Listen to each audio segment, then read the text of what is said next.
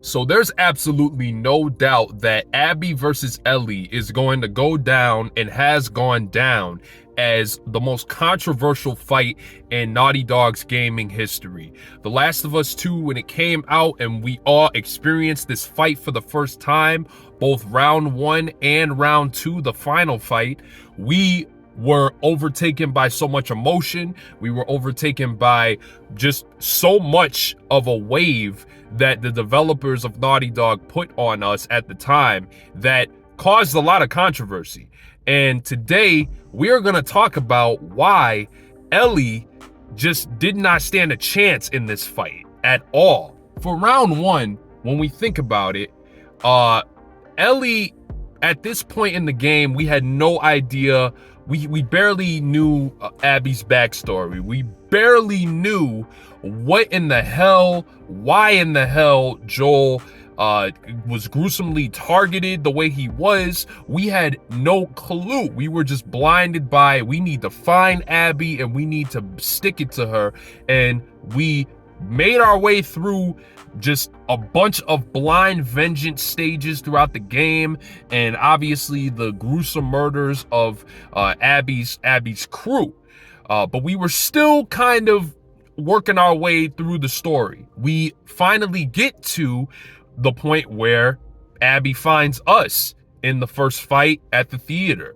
And even though Ellie had so much weaponry, she had so much preparation for this fight, there was a significant reason why she was not able to prevail.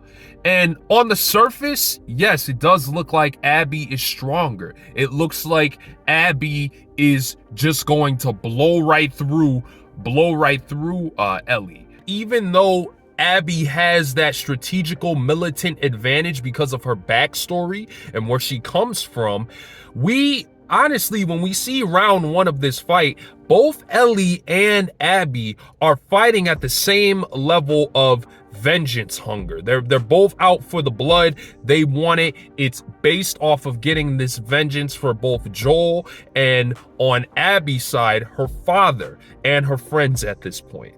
But the one thing that significantly changes the outcome of this fight and why Abby is able to prevail is Abby's whole mindset. When we go through her backstory, one of the key things that is able to change with her is her psychology when it comes down to dealing with her enemy.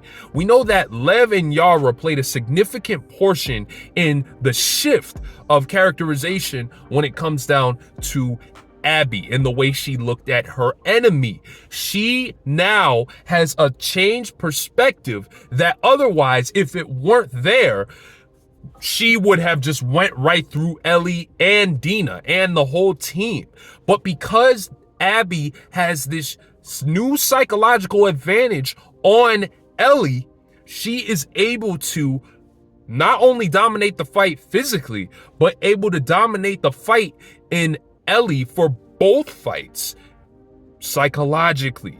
Ellie was not able to do this. And on top of this, Ellie, after she does brutally lose the fight in round 1 at the theater, losing Jesse, almost losing Tommy, and on top of that, almost losing Dina and her pregnant child, she still makes the decision after getting the visit from Tommy. When Tommy comes to visit, she still makes the selfish decision to chase after the vengeance, chase after and get equal with Joel. And we all know what happens because of this. Psychologically, Ellie just keeps losing. She keeps losing. She keeps going on a downhill when it comes down to her mentality. Mentally, all the way up until this second fight, Ellie gets to the point where she's not only weaker physically, she is weaker mentally. The last fight between Abby and Ellie, we see clearly that even though Abby is a lot weaker, she looks like a malnourished Victoria's Secret model. And Ellie still cannot get the upper hand in when it comes down to psychologically.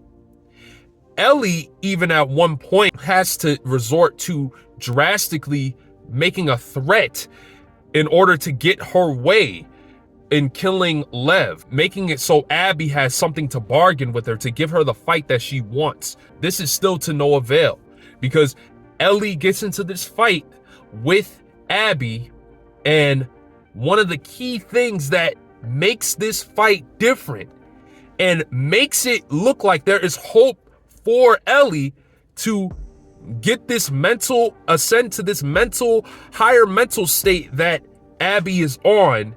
She remembers Joel in this last instance of the last seconds that Abby has in survival, and remembers the last conversation that they had.